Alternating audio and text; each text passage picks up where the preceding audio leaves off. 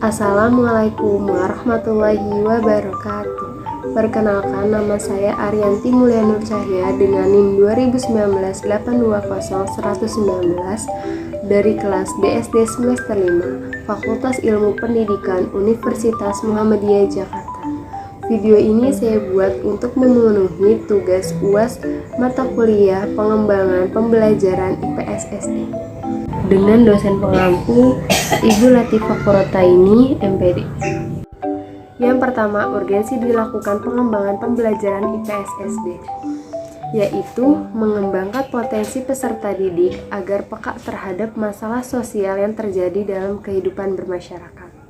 Yang kedua, memiliki sikap positif. Yang ketiga, terampil dalam mengatasi setiap masalah yang terjadi dalam kehidupan sehari-hari yang menimpanya maupun yang menimpa masyarakat. Ilmu pengetahuan sosial merupakan informasi terpilih dan cara-cara investigasi dari ilmu sosial. Informasi dipilih dari tempat dan berbagai tempat yang berhubungan langsung terhadap pemahaman individu, kelompok, dan masyarakat. Berdasarkan penjelasan tersebut, maka tujuan dari mata pelajaran IPS SD yaitu untuk membentuk warga negara yang baik, yaitu warga negara yang memiliki kemampuan dan keterampilan yang berguna bagi diri sendiri dalam kehidupan sehari-hari, dan warga negara yang bangga sebagai bangsa Indonesia dan cinta tanah air. Selanjutnya, hal-hal apa saja yang bisa dijadikan pengembangan pembelajaran? Pertama, mengenal konsep-konsep yang berkaitan dengan kehidupan masyarakat dan lingkungannya. Yang kedua, memiliki kemampuan dasar untuk berpikir logis dan kritis, rasa ingin tahu, memecahkan masalah, dan keterampilan dalam kehidupan sosial. Yang ketiga, memiliki komitmen dan kesadaran terhadap nilai-nilai sosial dan kemanusiaan. Dan yang terakhir, memiliki kemampuan berkomunikasi, bekerja sama, dan berkompetensi dalam masyarakat di tingkat lokal, nasional, maupun internasional. Produk yang saya hasilkan yaitu buku saku IPS dengan judul Pembagian Wilayah Waktu Indonesia.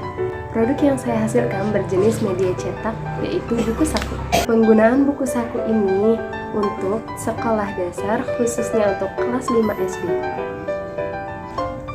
Kompetensi inti yang berkaitan dengan materi produk yaitu memahami pengetahuan faktual dengan cara mengamati, mendengar, melihat, membaca, dan menanya berdasarkan rasa ingin tahu tentang dirinya, makhluk ciptaan Tuhan, dan kegiatannya dan benda-benda yang dijumpai di rumah di sekolah, dan menyajikan pengetahuan faktual dalam bahasa yang jelas dan logis dan sistematis, dalam karya yang estetis, dalam gerakan yang menemukan, dan dalam gerakan yang mencerminkan anak sehat, dan dalam tindakan yang mencerminkan perilaku anak beriman dan berakhlak mulia. Kompetensi dasarnya yaitu mengenal keragaman, kenampakan alam dan buatan, serta pembagian wilayah waktu di Indonesia dengan menggunakan peta atau atlas atau globe dan media lainnya. Tahapan proses pembuatan buku saku ini, yang pertama menentukan judul. Selanjutnya mengumpulkan materi-materi. Selanjutnya saya mendownload aplikasi Canva, lalu saya mencari ukuran yang pas untuk seukuran buku saku.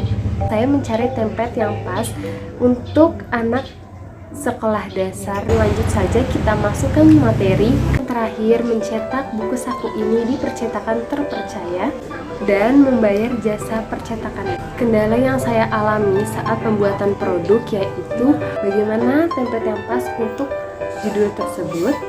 Selanjutnya itu biaya untuk mengedit di aplikasi Canva. Selanjutnya yaitu jaringan. Yang terakhir yaitu kesibukan antara anggota satu dengan yang lainnya. Cara saya mengatasi kendala yang pertama yaitu membeli aplikasi Canva Pro.